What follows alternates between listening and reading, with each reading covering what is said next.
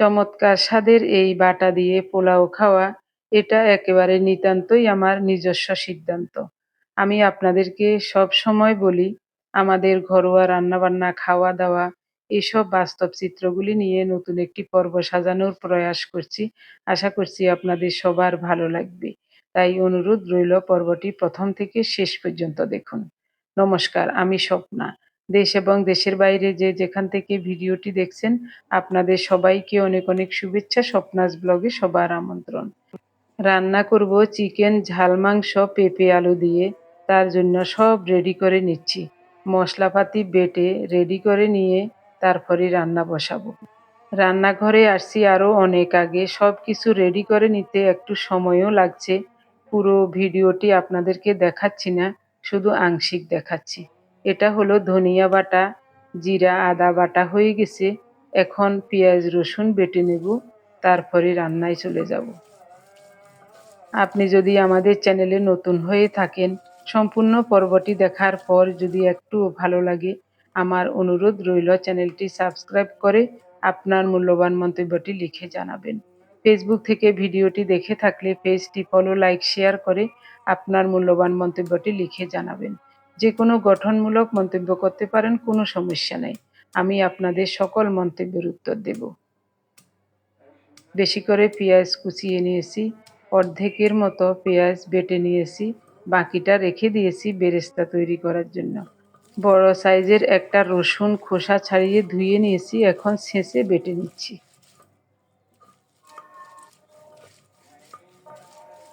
বাটা ভালো এ কারণে বাটতে ভালো লাগে, তবে এইসব মশলাগুলি ব্লেন্ডারেও করা যায়। আমি দেখেছি ব্লেন্ডারে যেদিন মশলা করে রান্না করেছি, যে কোনো রান্না বাটা মশলার চেয়ে স্বাদ কম হয়। এ কারণে একটু ধৈর্য ধরে পাটায় মশলাগুলি সবসময় বেটে নেই। পোলাও রান্নার জন্য কিছুটা পেঁয়াজ বেরেস্তা করে নেব। পোলাও এবং ভর্তা তৈরির জন্য আরও কয়টা পেঁয়াজ কুচিয়ে নিতে হবে। চুলার তাপটা মিডিয়াম রেখেছি, মাঝে মাঝে নেড়ে দেব। এই সুযোগে আমি মাংসটা মাখিয়ে নেব। 2 কেজি ওজনের একটা ব্রয়লার চিকেন এনেছিলেন, তা আমি অর্ধেকটা নিয়েছি, বাকি অর্ধেক ফ্রিজে রেখে দিয়েছি। আমরা মাত্র 3 জন মানুষ, এত মাংস খাওয়া যাবে না। একটু লেবুর রস দেব। লেবুর রস দিয়ে মাংসটা মাখিয়ে নিলে কষানোর সময় দারুণ একটা ঘ্রাণ বের হয়, আর খেতেও অনেক চমৎকার লাগে। 2 ফালি লেবুর রস দিয়েছি। স্বাদ মতো লবণ দিলাম। 1 চা চামচ হলুদ গুঁড়ো, 1.5 চা চামচ গুঁড়ো মরিচ দিয়েছি। রসুন পেঁয়াজ বাটা,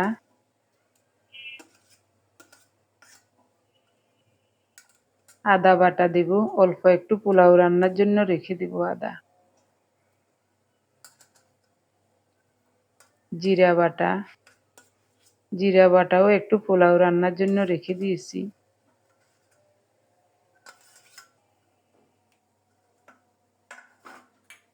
এখন দেব ধনিয়া বাটা, সরিষার তেল,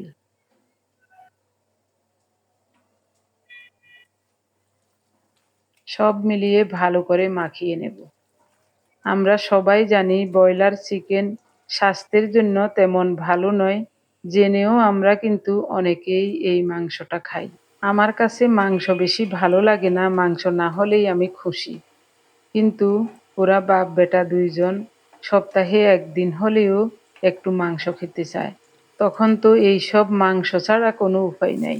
সব সময় তো আর দেশি চিকেন পাওয়া যায় না, পাওয়া গেলেও অনেক দাম। আর যেটাকে দেশি চিকেন বলে ঢাকা শহরে বিক্রি করে, ওদেরকেও কিন্তু ফিড খাইয়ে বড় করে তখন বিক্রি করে। গত কয়েকদিন আগে একটা ভিডিওতে দেখেছিলাম, পরীক্ষামূলকভাবে ওইসব প্রমাণিত হয়েছে। ওই দেশি চিকেন বলে যেটা বিক্রি হয়, ওইটা খেয়ে নাকি অনেক মানুষ অসুস্থ হয়ে গেছেন। এটা শুনে ভয়ে আমার মাংস খেতে ইচ্ছা করে না। এই তেলে সামান্য একটু গোটা জিরা ফোড়নে দিয়ে ফোড়নটা রেডি হলে মাখানো মাংস দিয়ে দেব। এদিকে আবার মাটন, এটার দামও একেবারে আকাশচুম্বী। 1 কেজি মাংস কিনতে গেলে ভালো মাংস দেয় না, বেশি করে কিনলে তখন নিজের পছন্দ মতো কেনা যায়। এই হলো আমাদের মতো সাধারণ মানুষের সমস্যা। এখন মাংসটাকে নেড়ে চেড়ে ঢেকে রেখে খুব সুন্দর মতো কষিয়ে কষিয়ে রান্না করব।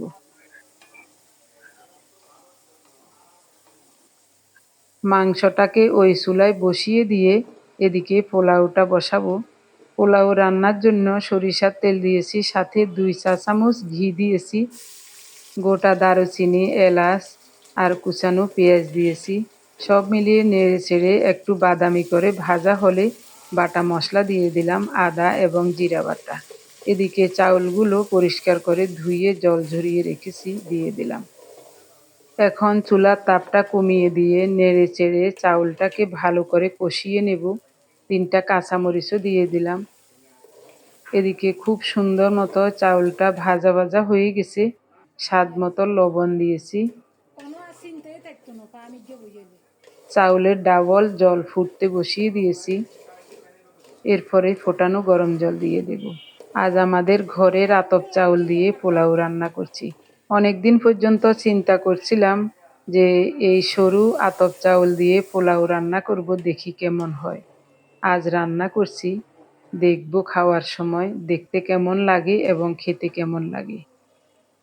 পোলাওটা ওই চুলায় বসিয়ে দিয়ে মাংসটা আবার এদিকে নিয়ে আসলাম। এদিকে মাংসটাও প্রায় কষানো হয়ে আসছে এবং সিদ্ধও হয়ে গেছে মনে হয়। ভাজা আলুগুলো প্রথমে দিয়ে দেব, পেঁপে দেব আরও পরে। আর ঢাকা দেব না, নেড়ে চেড়ে শুধু ভালো মতো কষিয়ে নেব। পেঁপেগুলি দিয়ে দিলাম এবং সাথে সাথে ফোটানো গরম জল দিয়েছি পরিমাণ মতো। নেড়ে চেড়ে ঢেকে 2 মিনিটের মতো রান্না করেছি। এই সুযোগে আমি মশলাটা বেটে নিয়েছি। গরম মশলা, 4টা এলাচ আর 2 পিস দারুচিনি একসাথে বেটে নিয়েছি।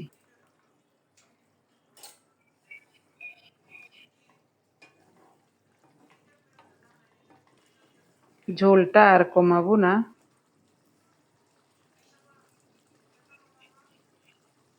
ঢাকা দিয়ে এখনই চুলাটা অফ করে দেব।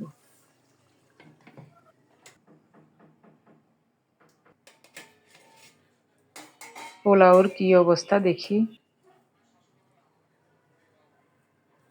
পেঁয়াজ বেরেস্তাটা উপর দিয়ে দেব। মনে হচ্ছে খুব সুন্দর মতো সিদ্ধ হয়ে গেছে। চাউলের ডাবল জল দিয়েছিলাম।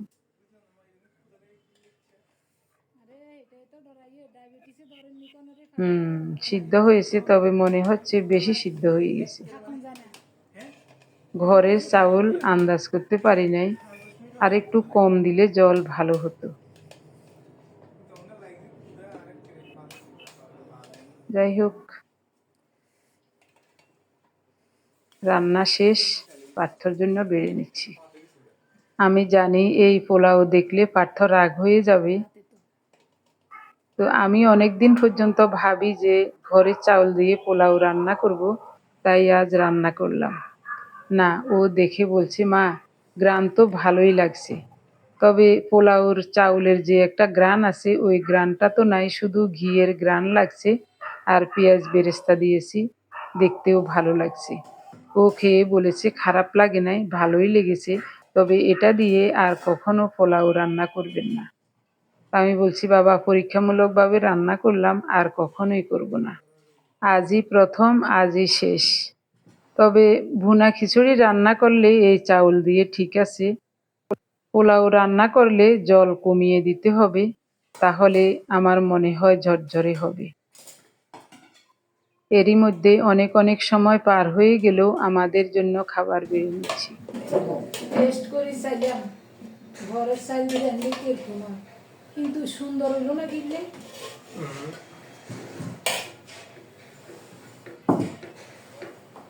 চাইলগুন ছিল কি মন প্লেটটা দাও।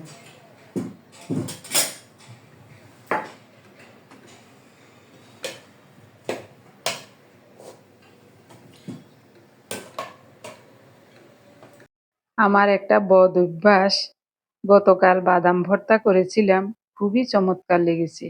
আজও আমার মন চাইছে শুধু বাদাম ভর্তা দিয়ে ভাত খাই। তো ভাত তো রান্না করি নাই, ঘরের চাউল দিয়ে পোলাও রান্না করেছি। পোলাওর সাথে বাদাম ভর্তা খাবো, তাই আজও ওভাবেই বাদাম ভর্তা করেছিলাম। তবে আজ বাদাম ভর্তাতে শুকনো মরিচ ভাজা দিয়েছি। আজ মনে হচ্ছে গতকালের চেয়েও অনেক ভালো লাগবে।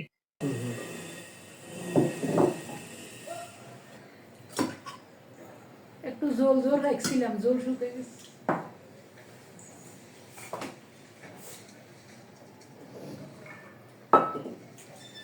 আমি এক পিস গেলে বেশি কোনো খাইতাম না, এক পিসে যথেষ্ট। পেঁচে দিছি আমার জন্য।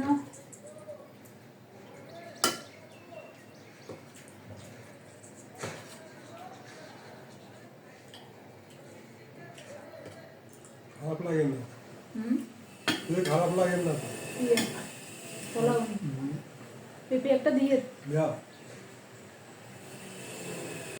আমার প্রিয় ভাই বোন বন্ধু স্বজন, আপনারা যারা প্রতিনিয়ত ভালোবেসে আমাদের ভিডিওগুলি দেখে যাচ্ছেন এবং ভিডিও দেখে সুন্দর ও গঠনমূলক কমেন্টস করে আমাকে কাজ করার শক্তি এবং সাহস জুগিয়ে যাচ্ছেন, আমি আপনাদের সবাইকে জানাই অজস্র অজস্র ধন্যবাদ, অভিনন্দন এবং কৃতজ্ঞতা। সেই সাথে আজকের পর্বটিও কেমন হচ্ছে ভিডিওর শেষে অবশ্যই কমেন্টে জানাতে ভুলবেন না। ওই 49 চাইলগুলো কি গোড়া গোড়া একেবারে হলার মতো চাইল।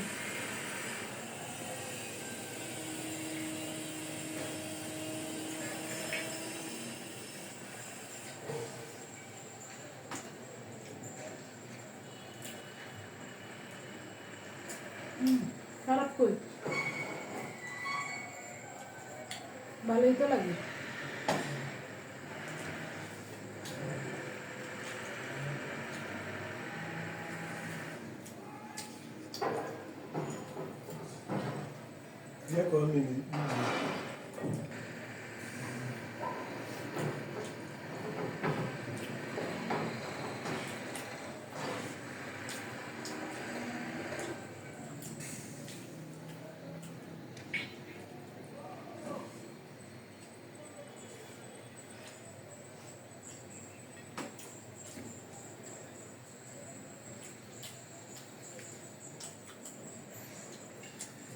ঘরের চাউল এগুন দি খিচুড়ি রান্না করলে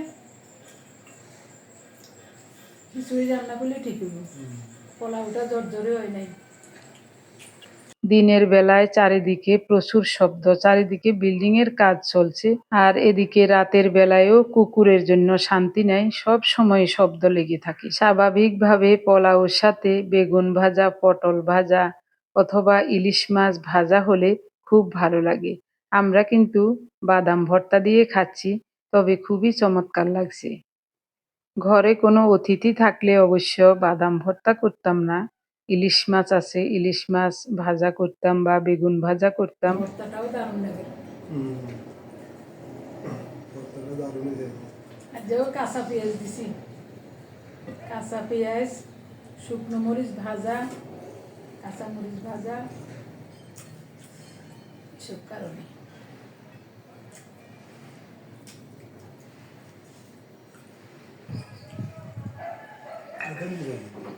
মাংস একটা দুজন আলু নইলে লয়ে এলাম সসন নখানে আমি দিয়ে লাগছি।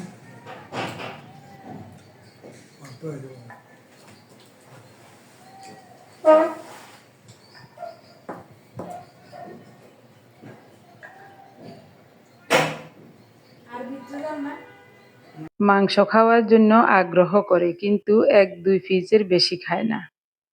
বেশি দিলেও রাগ হয়ে যায়। আমারও তখন রাগ লাগে, 1 পিস বেশি খেলে ক্ষতি কি?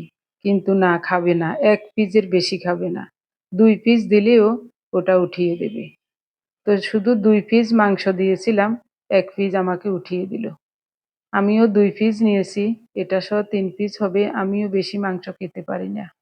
আজ শুক্রবার হওয়াতে পার্থও বাসায় আছে, ওর খাওয়া হয়ে গেছে আরো আগে। একটা কাজে বাইরে গিয়েছিল, এইমাত্র ঘরে ফিরল। আমার প্রিয় ভাই বোন বন্ধু স্বজন, আপনারা অনেক সময় অনেকেই পার্থকে দেখতে চান এবং দেখতে চেয়েছেন। তো ও তো বাসায় থাকে না, যখন আমরা ভিডিও করি তখন ও বাসায় থাকে না বেশিরভাগ সময়।